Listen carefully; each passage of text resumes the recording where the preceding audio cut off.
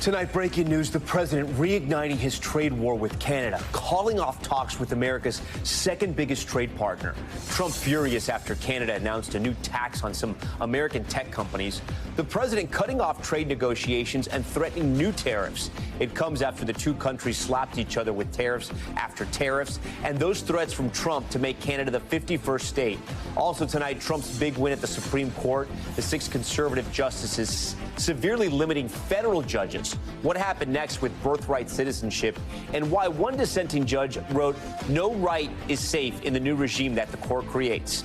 Plus, Gavin Newsom suing Fox News, the California governor taking a page out of President Trump's book, filing a nearly $800 million defamation suit against the conservative outlet. The jury set to get the case in the Sean Diddy Combs trial. The rap mogul's defense team in their closing arguments admitting Combs was abusive and a swinger, but not guilty of sex trafficking. The stunning new video tonight, a man setting a fire to a packed subway car in South Korea, why authorities say he did it.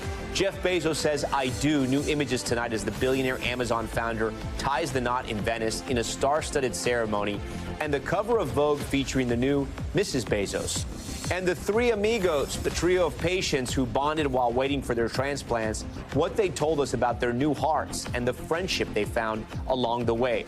And this just in, one of the last 2 missing inmates in New Orleans captured tonight. Top story starts right now.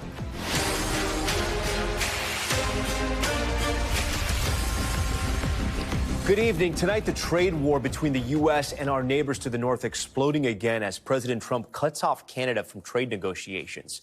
The president pulling the plug on talks after Canada imposed a new tax on American tech companies. President Trump vowing to expand his trade war, cutting off trade talks with Canada because of a new Canadian tax on American tech companies, calling it a direct and blatant attack on our country. It's not going to work out well for Canada. They were foolish to do it. And so I said, we're going to stop all negotiations with Canada right now until they straighten out their act. The president says a new tariff on Canada would be announced within a week. We have all the cards. We have every single one. We don't want to do anything bad, but they have, economically, we have such power over Canada. I'd rather not use it. Canada is the second largest U.S. trading partner. Its prime minister responding to the president's latest move late today. We'll continue to conduct these complex negotiations in the best interests of Canadians. It's a negotiation. The president today, in a wide-ranging news conference, also slammed Iran's supreme leader for his first public comments since the U.S. airstrikes on the country's nuclear program, insisting the U.S. achieved nothing. You're a man of great faith, a man who's highly respected in his country. You have to tell the truth. You got beat to hell. And Israel was beat up, too. While Iran's foreign minister today acknowledging U.S. airstrikes had inflicted significant and serious damage to its nuclear sites. President Trump was also asked if Iran tried to enrich uranium again to a concerning level. Would you consider bombing the country again? Without question, absolutely. Gabe Gutierrez joins us tonight from the White House. And Gabe, that clash with Canada, the threat of the new tariffs, not stopping from Wall Street and some 401ks from reaching record highs today. Yeah, that's right, Tom. The S&P 500 closed at a new record high. The tech-heavy NASDAQ also just hit a new all-time high, despite all that trade uncertainty. Today, the Treasury Secretary also signaled the administration could push past its self-imposed July 9th deadline for more trade deals, Tom. All right, Gabe Gutierrez leading us off. Now to Capitol Hill in the battle over that, quote, big, beautiful bill. President Trump working the phones, making one final push, even delaying a scheduled trip to Bedminster, all in an effort to get it over the finish line by July 4th. NBC's Ryan Nobles has more. Tonight, new battle lines over what President Trump calls his big, beautiful bill. It seems like there's a lot of thorny issues that you've got to work through. Is it? This is called, what I think you guys have said, making the sausage. Yeah. So we're making the sausage right now. President Trump making a last-minute sales pitch for this massive bill that delivers on a slew of his campaign promises. It's a great bill. It's a massive tax cut. From a $4.5 trillion extension of the Trump tax cuts to hundreds of billions of dollars in funding for his mass deportation plan, plus eliminating taxes on tips and overtime. It's a great bill. It's a popular bill, but we'll get no Democrats only because they don't want to vote for Trump. They have Trump derangement syndrome at levels never seen before. Democrats slamming the Republican bill's cuts to social programs like food stamps and Medicaid, including imposing work requirements for those benefits. Democrats say that hurts vulnerable people. Of course Americans hate this bill. It steals their Medicaid. It jacks up their premiums. But tonight, it's Republicans that cannot get on the same page. North Carolina's Tom Tillis concerned about the impacts on rural hospitals. We're moving and trying to make changes. Wisconsin's Ron Johnson telling us the bill does not cut enough spending. Is there any one particular thing that you're still fighting for at this point? President Trump said he wanted the Senate to make the bill better. I'd like to make it much better. Whatever the Senate passes must once again pass the House. We press Speaker Mike Johnson. Could they be surprised by what the Senate sends them back? Well, look, I haven't slept maybe 6 hours this week because I'm on the phone all the time with members. All right, Ryan Nobles joins us tonight from Capitol Hill. So, Ryan, we saw you out there working all those senators and representatives. When are Republicans hoping to get a vote on this? Well, they are meeting behind closed doors right now, Tom, and I can tell you that they are optimistic they could begin the process of voting as soon as tomorrow. President Trump left open the possibility that they could extend that July 4th deadline, but most of these lawmakers want this done before the holiday. Tom. All right, Ryan Nobles on the Hill for us tonight. Ryan, we appreciate that. Now to our other big headline tonight out of the Supreme Court, a majority of justices delivering that major victory to the Trump administration, limiting the ability of lower court judges to put the brakes on his executive orders nationwide. The ruling, as Trump's order on automatic birthright citizenship continues to work through the courts. NBC's Laura Jarrett has this one.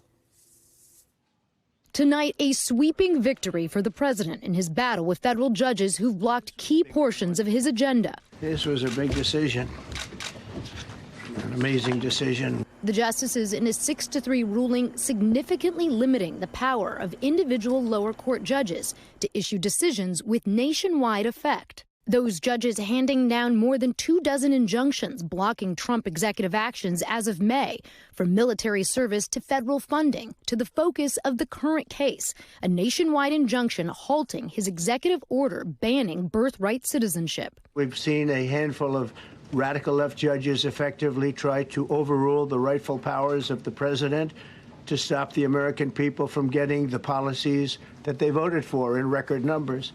Justice Amy Coney Barrett, writing for the conservative majority today, finding lower court judges have gone too far with their nationwide orders. Writing, when a court concludes that the executive branch has acted unlawfully, the answer is not for the court to exceed its power too.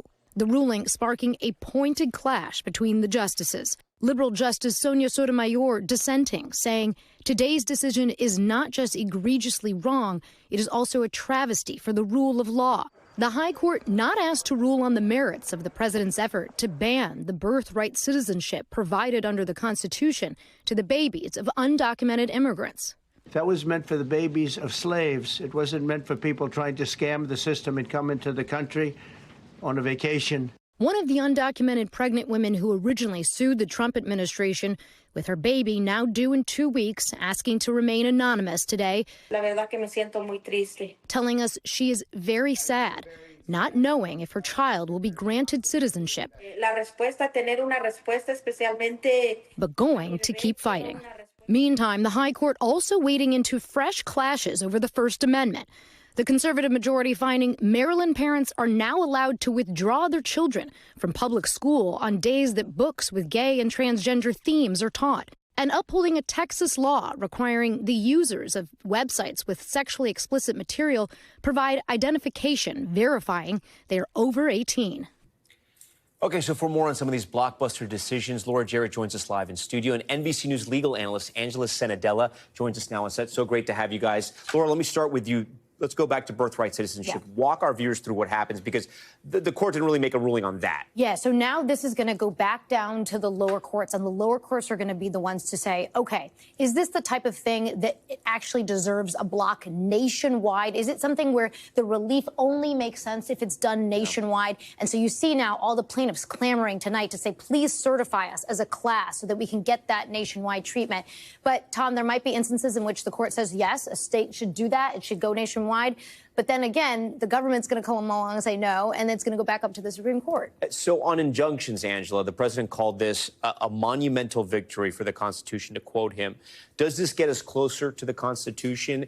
And does this give his administration and future administrations sort of carte blanche when it comes to executive orders? So, Tom, look, I think it depends on your definition of how close it gets to the Constitution, because on one side, the dissent would say that these judges were only issuing injunctions when they thought that the president was operating in an unconstitutional way, right? So it really depends on flip sides.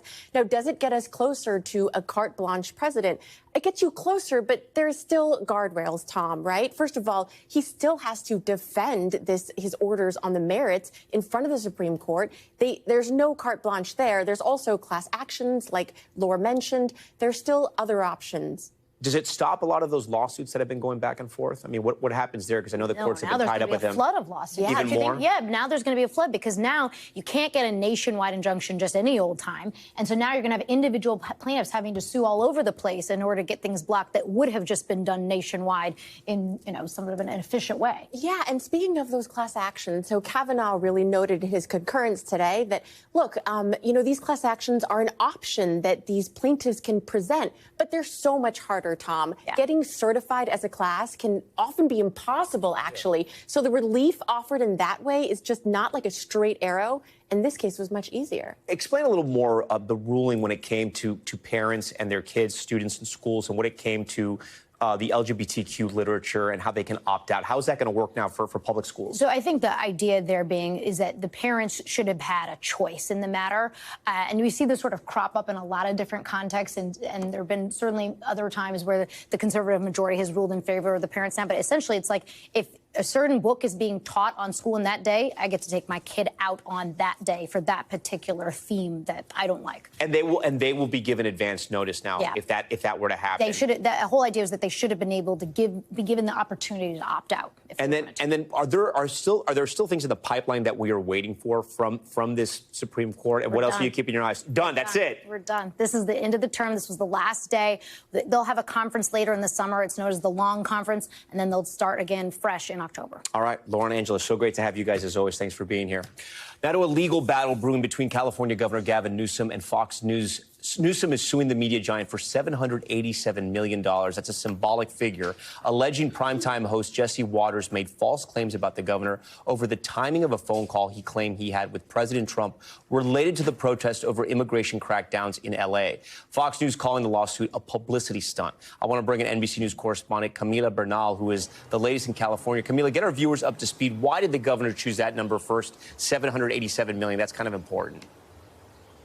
It is, because that is the same amount, Tom, that we had in terms of the Dominion settlement. So you see the importance and the resemblance there in terms of the money. We got here when these protests started. That was on June 6th.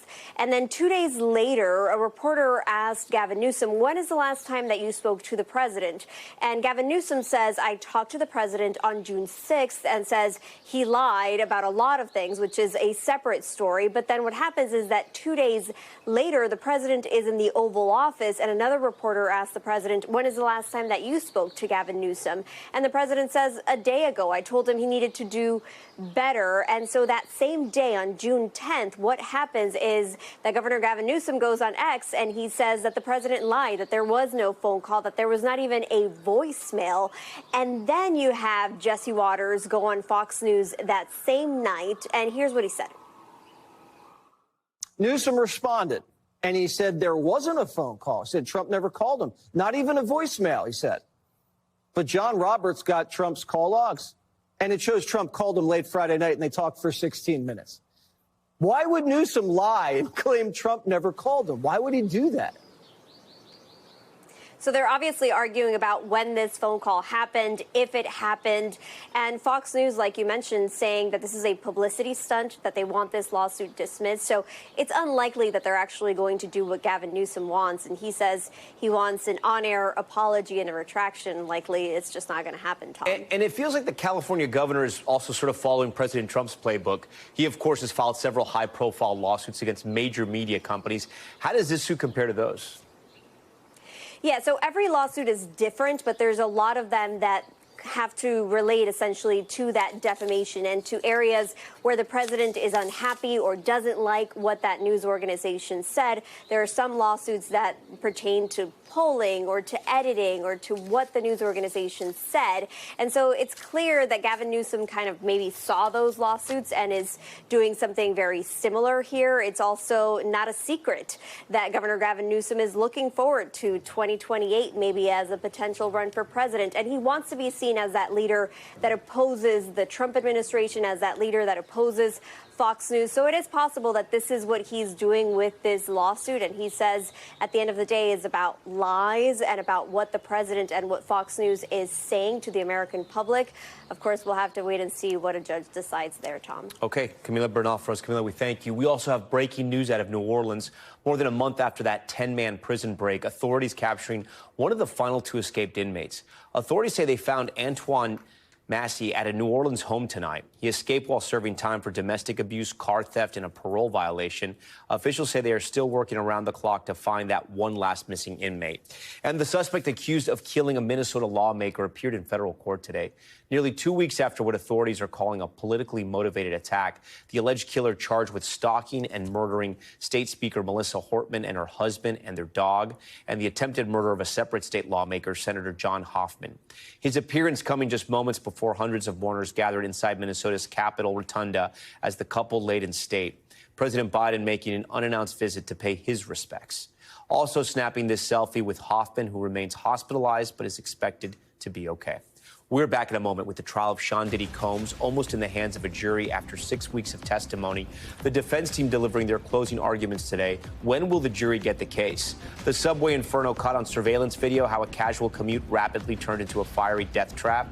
And the change of heart that turned 3 strangers into 3 amigos. Their incredible tale of friendship just ahead.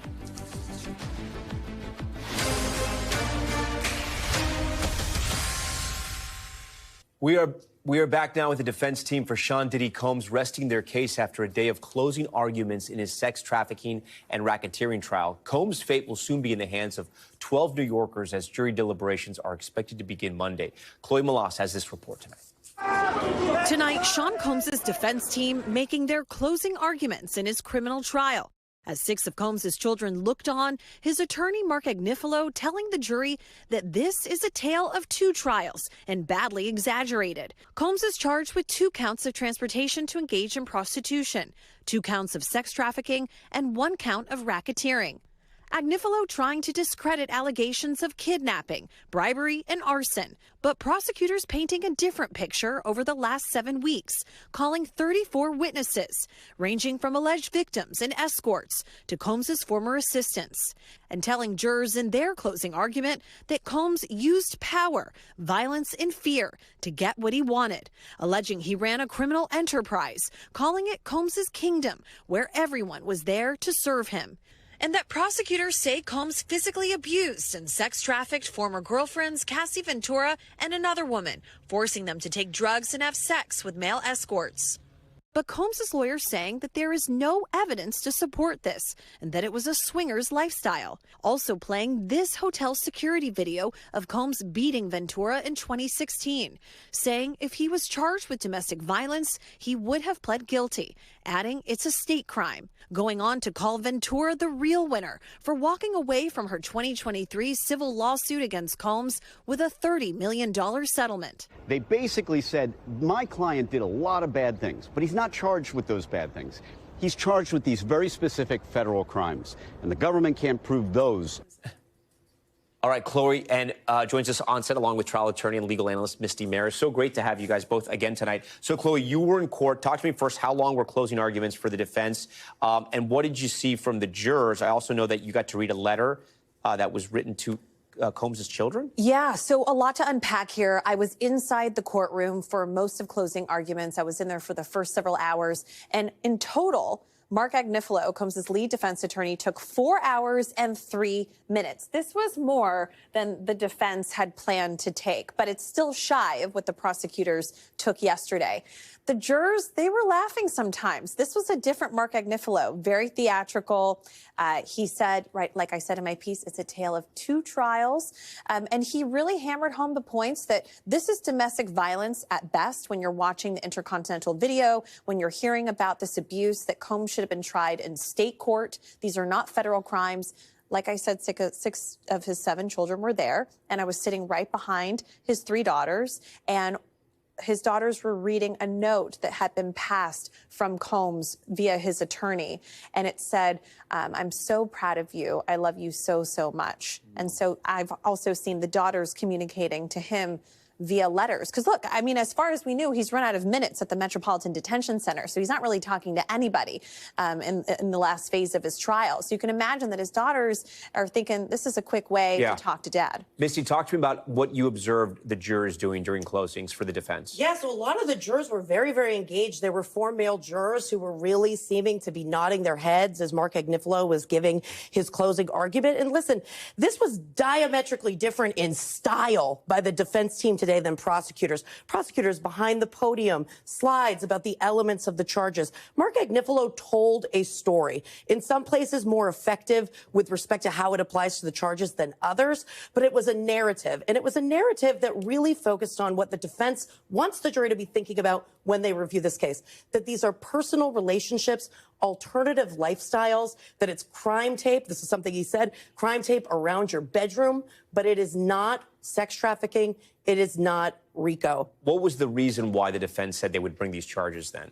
Did they paint that picture? Well, interestingly enough, you're not allowed to talk about that. And actually, the defense was admonished today for towing that line, saying that Combs was targeted, that the prosecutors, brought these charges. You're not allowed to go into the motivations behind prosecutors bringing charges. That actually toes the line of what we call jury nullification, asking the jury to say, prosecutors never should have brought this, even if they fulfill their burden and they do believe they're guilty. So that's part of it. But what he did say is that this is criminalizing personal conduct. And that's really what the defense wants the jurors to be thinking about. Where he lost me was calling Cassie Ventura and Combs' relationship a modern-day love story. So some things like that, to me, went a bit too far, but the theme was there when it comes to the elements of the charges. Lost me too there, because when I think of a great American love story, I think of your marriage, or my marriage, or Taylor Swift and Travis Kelce. Yeah, Misty's marriage.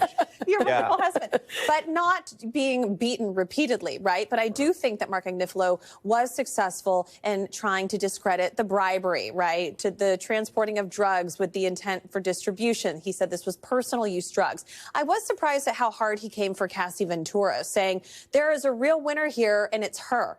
And she's sitting somewhere with $30 million, referring to that civil settlement between she and Combs in November of 2023, saying that this is all about money, right? He went back to what they said in opening statements, that this is about fame and trying to get money from a very rich black man who has built an incredible career and businesses, employed many people with legitimate businesses, and also that he loves to help people, that he pays for many people's homes, many people's lives, but that does not make it illegal. All right, Chloe Malas, Misty, so great to have you guys always on. Thank you. Up next on Top Story, the party of a lifetime. One of the world's richest men officially tying the knot in what's been dubbed the wedding of the century. The big names, the looks, the wedding dress, everything new that we're getting tonight, we'll bring that to you. And 3 strangers stuck in the same hospital waiting for a miracle. They got it, not just once, but 3 times. Their journey of heartbreak, healing, and friendship just ahead. But first, the top story, top moment. Tonight, the unexpected offer at a high school graduation. Senior Miguel Rodriguez Bermudez from Newark has always dreamed of growing up and becoming a music teacher. As he crossed the stage to get his diploma, his school offering a fast track to that dream. Take a look. Well, guess what, ladies and gentlemen? Here's a $74,000 contract to Miguel Rodriguez Bermudez for $74,000. Pretty cool. First job. Didn't even have to go to college. One of 34 grads who received a job offer from Newark Public Schools. That will take effect once they finish college and earn their other teaching certifications. The district superintendent says we're not just celebrating grads today, we're welcoming future colleagues. Love that. Stay with us. We're just getting started here. We're back in a moment.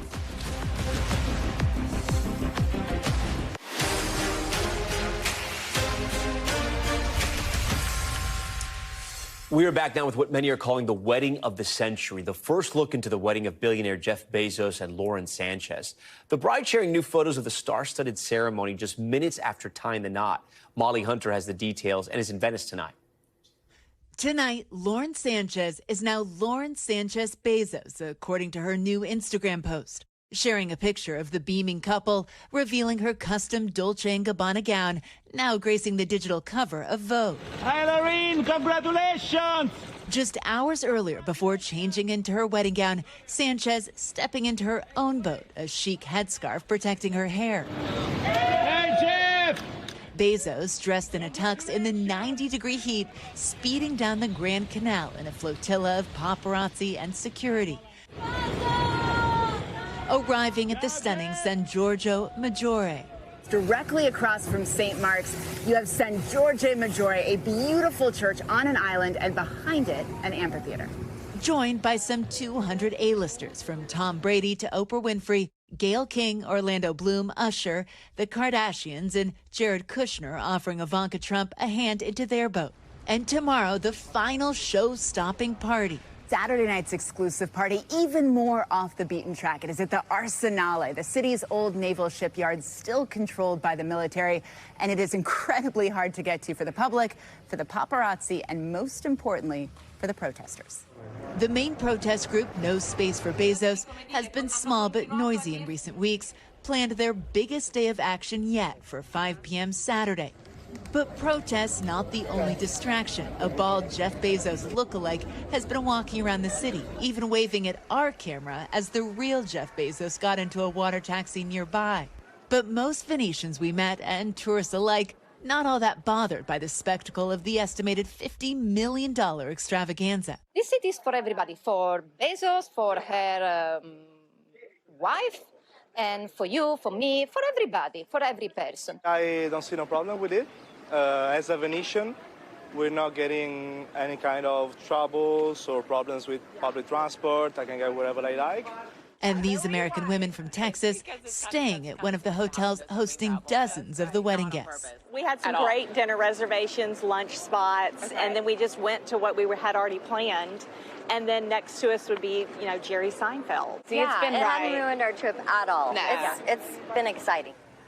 Tom, and tonight's party is still raging. I can actually see the blinking lights of the police pits. I spot at least 2 of them behind me at that island. I see a line of water taxis waiting to pick up guests. And the heightened security presence may be one of the reasons for the high price tag. Some experts even wondering how anyone could spend so much money in 3 short days of celebrations.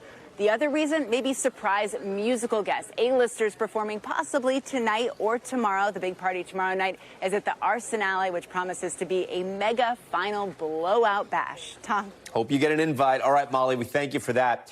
Let's take a look at top stories news feed. We begin with the University of Virginia president resigning under pressure from the Trump administration.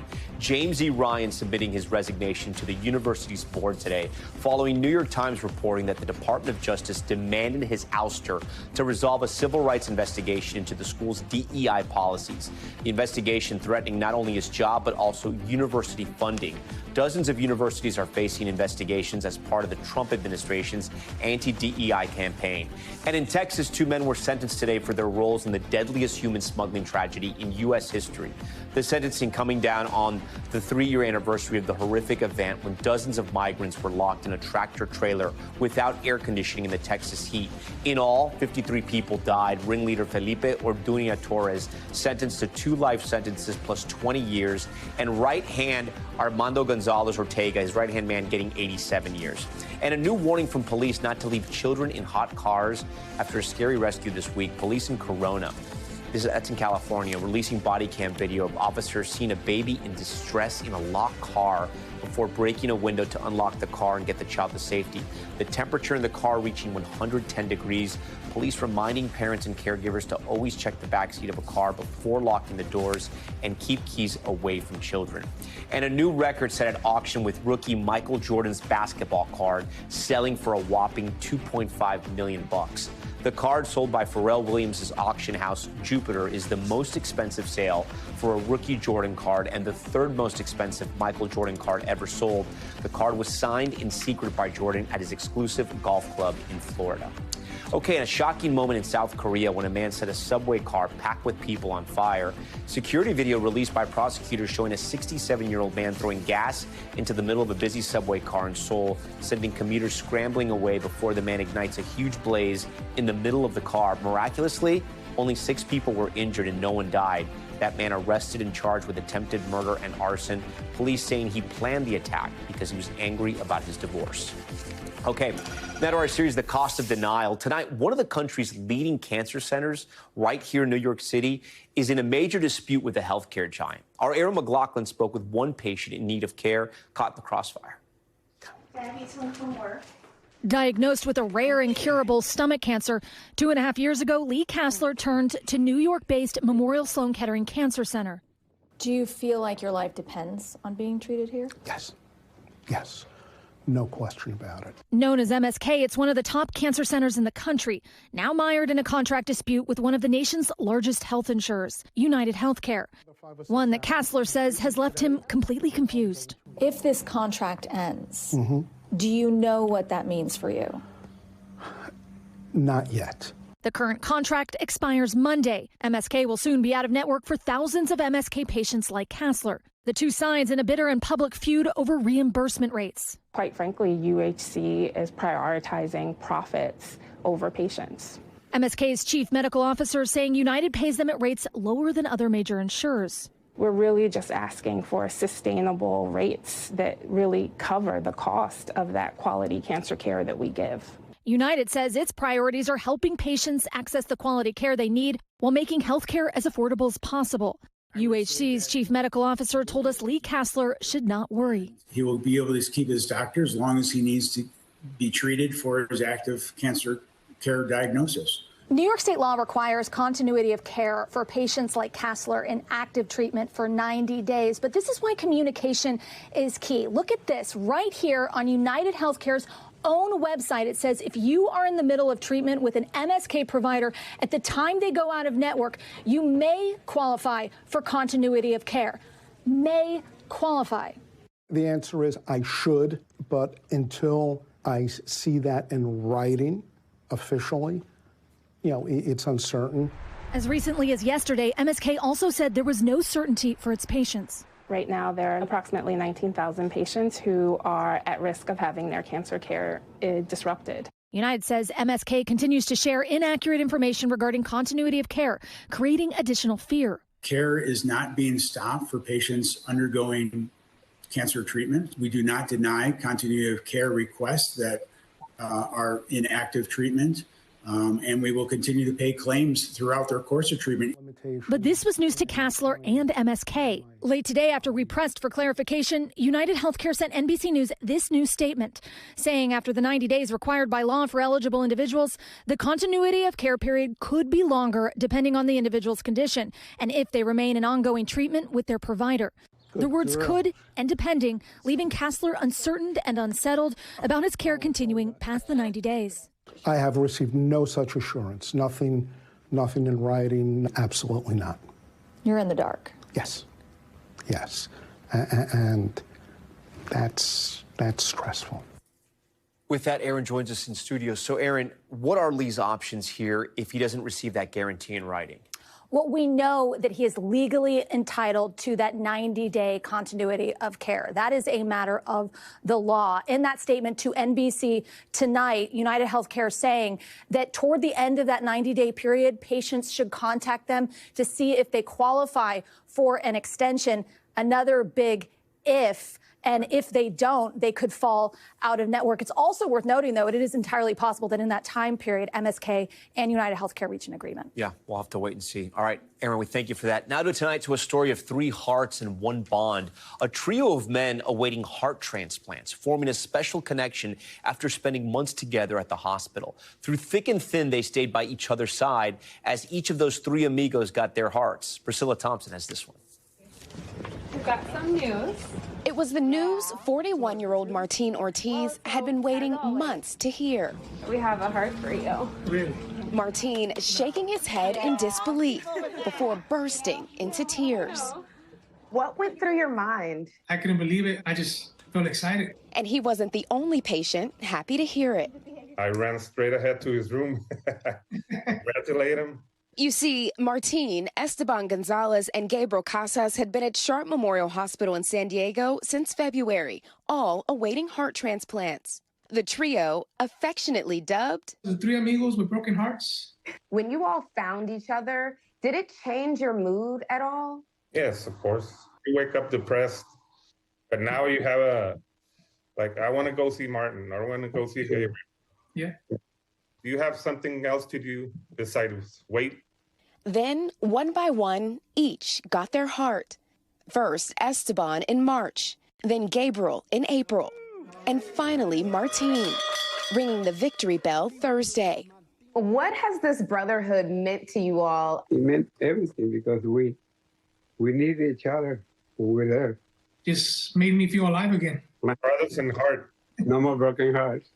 Finding something perhaps even more rare than a new heart at their age. New friendships to last a lifetime. Priscilla Thompson, NBC News. All right, we thank Priscilla for that one. When Top Story returns, we're going to change gears here a little bit. A disturbing exclusive from our NBC station in Boston. A condo in the Brookline neighborhood infested with bed bugs. You won't believe how many were found in one woman's apartment. Not just in the woman's bed, but in the halls, the floors, even the ceiling. What happened and how her neighbors responded.